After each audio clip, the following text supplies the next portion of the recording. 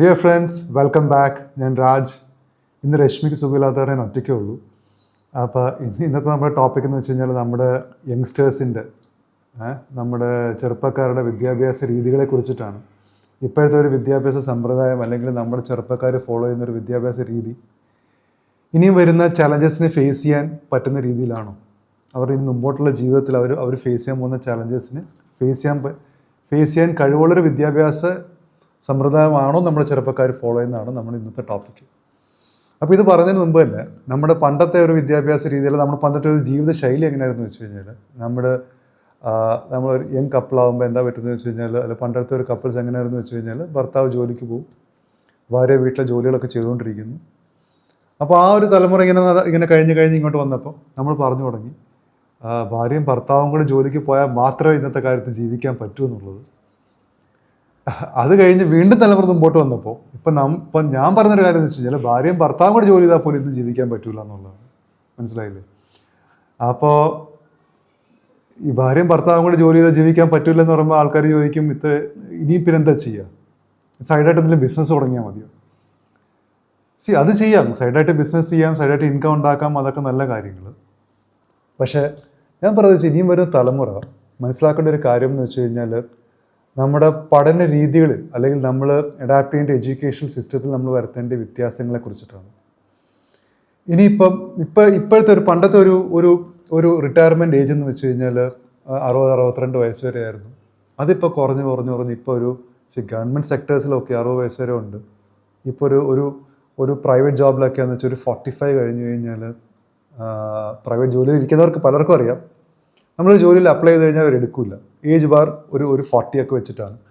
ഇനി കാലം കഴിയുന്തോറും ഇനി ഒരു 10-15 വർഷം കഴിയുമ്പോൾ നമ്മുടെ ചെറുപ്പക്കാരോട് എനിക്ക് പറയാനുള്ള യങ്സ്റ്റേഴ്സിന് പറയാനുള്ള കാര്യം എന്ന് വെച്ച് കഴിഞ്ഞാൽ നിങ്ങൾ വേണമെന്ന് വെച്ചിട്ടില്ല, നിങ്ങളുടെ റിട്ടയർമെൻറ്റ് ഏജ് ഒക്കെ ഒരു 40 years ആയിട്ട് ചുരുങ്ങും.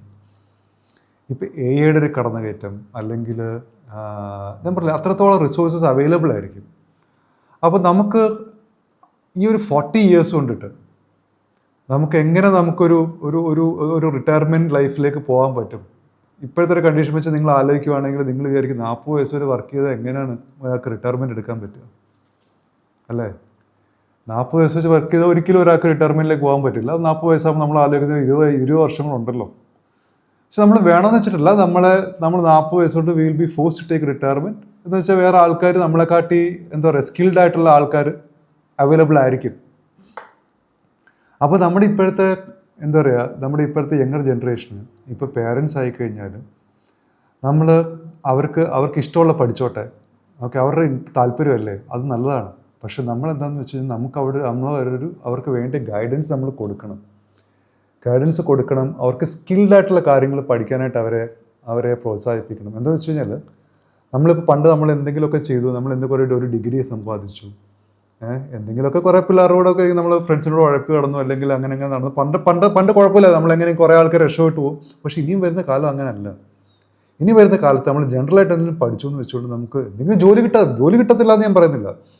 പക്ഷെ അതുകൊണ്ട് നമുക്ക് സർവൈവ് ചെയ്യാൻ പറ്റൂല എന്ന് വെച്ച് കഴിഞ്ഞാൽ നമുക്കൊരു 40 വയസ്സൊക്കെ നമ്മളിങ്ങനെ അടിച്ചു പൊളിച്ച് ഇങ്ങനെയൊക്കെ പോകും. പക്ഷെ 40 വയസ്സ് കഴിയുമ്പോഴാണ് when you face the reality of life. നിങ്ങൾക്കൊരു ഫാമിലി ഉണ്ടായിട്ട് ഒരു കുടുംബം ഉണ്ടായിട്ടുണ്ടാവും, പിള്ളേർ വളർന്നിട്ടുണ്ടാവും, പിള്ളേരുടെ എഡ്യൂക്കേഷൻ വരും. അപ്പം അങ്ങനെയൊക്കെ വരുമ്പോഴത്തേക്ക് then you start facing the reality. അപ്പോഴായിരിക്കും നിങ്ങൾക്ക് തലക്കടി കിട്ടിയ കണക്ക് നിങ്ങളുടെ എംപ്ലോയർ പറയാം, മനസ്സിലായില്ലേ, ശരി മതി, താങ്ക് യു, നിങ്ങളെക്കാട്ടി സ്കിൽഡായിട്ട് ഒരാളെ ഞങ്ങൾക്ക് കിട്ടി, കുറഞ്ഞ ശമ്പളത്തിൽ കിട്ടി. നിങ്ങളുടെ ശമ്പള സ്കെയിൽ അപ്പം വളർന്നൊരു എമൗണ്ട് ആയിട്ടുണ്ടാവും. അങ്ങനെ ഒരു തലക്കടി കിട്ടുമ്പോൾ അപ്പോഴത്തെ ഒരു കാലം എന്ത് ചെയ്യും? This going to happen. ഇപ്പം സംഭവിച്ചുകൊണ്ടിരിക്കുന്ന ഇതിൻ്റെ സ്കെയിൽ കൂടി വരും.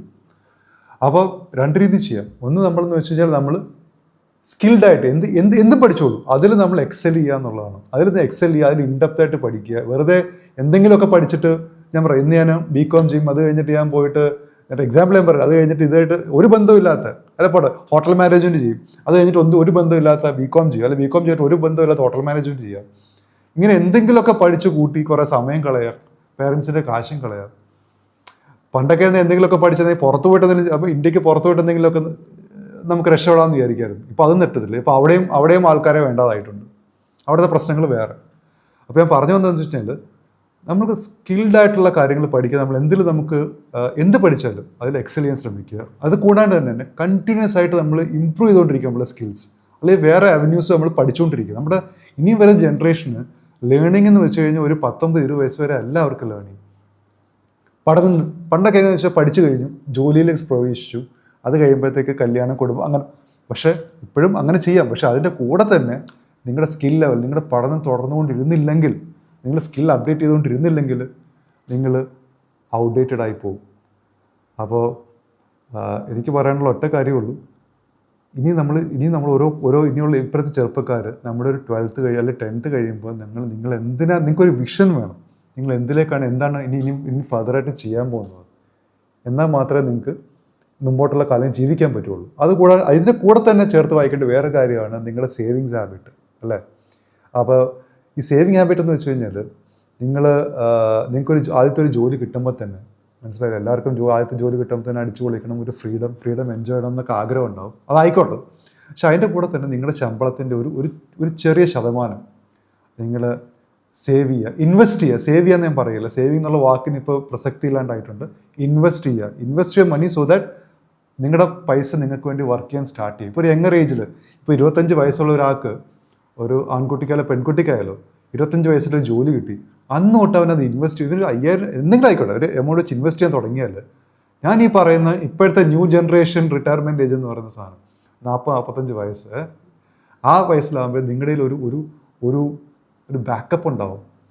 അല്ലെങ്കിൽ എന്താ പറ്റുന്നത് വെച്ച് കഴിഞ്ഞാൽ, നിങ്ങൾക്ക് ആവശ്യമുള്ളപ്പോൾ നിങ്ങളുടെ കയ്യിൽ ചിലപ്പോൾ കാശുണ്ടാവില്ല. അപ്പോൾ നിങ്ങളെന്തെങ്കിലും ജോലി ചെയ്തിട്ട് നിങ്ങൾക്ക് എന്തെങ്കിലും ചെയ്യാൻ പറ്റുന്നു, അപ്പോൾ നിങ്ങളുടെ പ്രായം നിങ്ങൾ അനുവദിക്കില്ല എന്ന് വെച്ച് കഴിഞ്ഞാൽ സാഹചര്യങ്ങളും നമ്മുടെ മാർക്കറ്റ് സിറ്റുവേഷൻ നമ്മൾ അനുവദിക്കില്ല.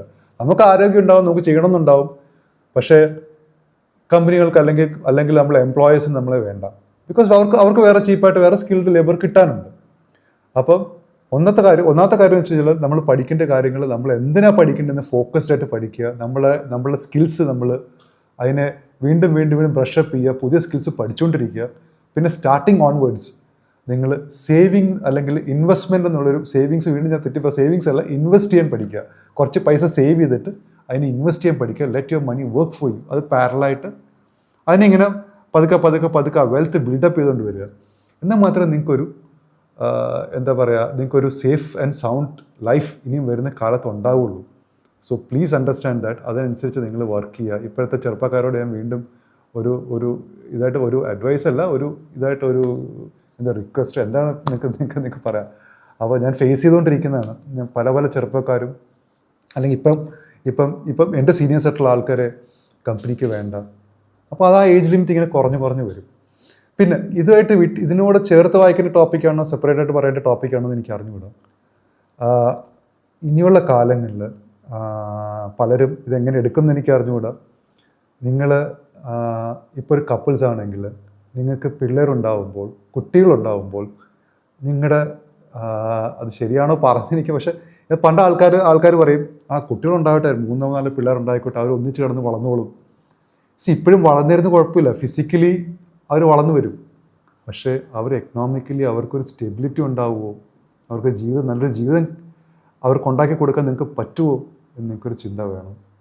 ഇല്ലെങ്കിൽ എന്താ പറ്റുന്നതെന്ന് വെച്ച് കഴിഞ്ഞാൽ നിങ്ങൾ കുറേ അൺപ്രൊഡക്റ്റീവായിട്ടുള്ള ഒരു ജനതയായിരിക്കും നിങ്ങൾ, അല്ലെങ്കിൽ അൺപ്രൊഡക്റ്റീവായിട്ടുള്ള ഒരു ആൾക്കാരെയായിരിക്കും നിങ്ങൾ ഉണ്ടാക്കുക. ബിക്കോസ് അവരെ കൂടെ നിങ്ങൾ പ്രശ്നം ഉണ്ടാക്കുക. ബിക്കോസ് ആ ഒരു ജനറേഷൻ കൂടെ നിങ്ങൾ എന്താ പറയുക, നമ്മുടെ കയ്യിലിരിപ്പ് കൊണ്ട്, അല്ലെങ്കിൽ നമ്മുടെ കയ്യിലിരിപ്പ് എന്ന് പറയാൻ പറ്റത്തില്ല, എന്താ പറയുക വാക്ക്, നമ്മുടെ ഒരു തെറ്റുകൊണ്ട്, അല്ലെങ്കിൽ നമ്മൾ ചെയ്ത് കൂട്ടിയ ഒരു ഇത് കൊണ്ട് ആ ഒരു ജനറേഷൻ കൂടെ അനുഭവിക്കും. എന്നുവെച്ചാൽ നിങ്ങൾക്ക് കുട്ടികളുണ്ടാവണമെങ്കിൽ നിങ്ങൾ പ്ലാൻ ചെയ്തിട്ട്, ഇപ്പോൾ 2 കുട്ടികളുണ്ട്, നിങ്ങൾക്ക് 2 കുട്ടികളുണ്ട്, അവർക്ക് 2 പേർക്കും നിങ്ങൾക്ക് നല്ലൊരു വിദ്യാഭ്യാസവും ഗൈഡൻസും കൊടുക്കാൻ കഴിവുണ്ടെങ്കിൽ മാത്രം ചെയ്യുക. അല്ലെങ്കിൽ ഒരു 4 കുട്ടികളുണ്ടായിക്കഴിഞ്ഞാൽ നിങ്ങൾക്ക് കഴിവുണ്ടെങ്കിൽ ചെയ്യുക. അല്ലെങ്കിൽ എന്താ പറ്റുന്നത് വെച്ച് കഴിഞ്ഞാൽ നിങ്ങൾക്ക് ഈ 4 പേർക്കും ജസ്റ്റിസ് ചെയ്യാൻ പറ്റൂല. ഞാൻ കണ്ടുകൊണ്ടിരിക്കുന്ന ഫാക്ട്സാണ് ഞാൻ നിങ്ങളത് പറയുന്നത്. ഇപ്പോൾ 4 പിള്ളേരുണ്ടായി, 4 പിള്ളേരുണ്ടായി കഴിഞ്ഞപ്പോൾ എന്താ വെച്ച് കഴിഞ്ഞാൽ പലർക്കും എഡ്യൂക്കേഷൻ കോസ്റ്റ് താങ്ങാണ്ടാവുന്നു. അവരപ്പോൾ ഒരു അഡ്ജസ്റ്റ്മെൻറ്റിലേക്ക് പോകുന്നു. പിള്ളേർ അവരുടെ വഴിക്ക് കുറച്ച് കഴിയുമ്പോൾ അവർക്ക് നോക്കാൻ പറ്റുകയാണ്, പിള്ളേർ അവരുടെ രീതിയിൽ പൊയ്ക്കൊണ്ടിരിക്കുന്നു. അപ്പോൾ ഇങ്ങനെയൊക്കെ വരുമ്പോൾ എന്താ വെച്ച് കഴിഞ്ഞാൽ നമ്മൾ കുറച്ച് കഴിയുമ്പോൾ നമ്മൾ മാതാപിതാക്കൾ മരിച്ചു പോകും. പിന്നെ ഇനി ആ ഒരു ജനറേഷൻ വളരെ കഷ്ടപ്പെടും. ബിക്കോസ് അവർ കുറച്ച് ആൾക്കാർ രക്ഷപ്പെട്ട് പോകുമായിരിക്കും, പക്ഷെ majority will have A problem. ഇനിയും വരുന്ന കാലം അങ്ങനെയാണ്. എനിക്ക് പറയുന്നൊരു സങ്കടമുണ്ട്. പണ്ട് എങ്ങനെയൊന്നും അല്ല നമ്മൾ ആലോചിച്ചുകൊണ്ടിരുന്നത്. കുറേ സിബ്ലിങ്സ് ഉണ്ടാവണം, അതൊക്കെ നല്ല കാര്യമാണ്, സിബ്ലിങ്സ് ഒക്കെ നല്ല കാര്യമാണ്. പക്ഷേ വില ഉണ്ടാവണമെങ്കിൽ നമുക്കൊരു നാട്ടിൽ അല്ലെങ്കിൽ സിബ്ലിങ്സിൻ്റെ ഇടയ്ക്ക് നമുക്കൊരു വില ഉണ്ടാവണമെങ്കിൽ നമുക്ക് നല്ലൊരു ഭാവി ഉണ്ടാവണം അല്ലേ? നമുക്കൊരു ജോലിയോ നമുക്കൊരു ബിസിനസ്സോ ഉണ്ടായിട്ട് നമുക്കൊരു ഫിനാൻഷ്യലി നമ്മൾ സെക്യൂർ ആണെങ്കിൽ മാത്രമേ നമുക്കൊരു വില ഉണ്ടാവുള്ളൂ. നമുക്ക് ആരുടെ വില വിട്, നമുക്കൊരു നല്ല ജീവിതം ഉണ്ടാവുള്ളൂ.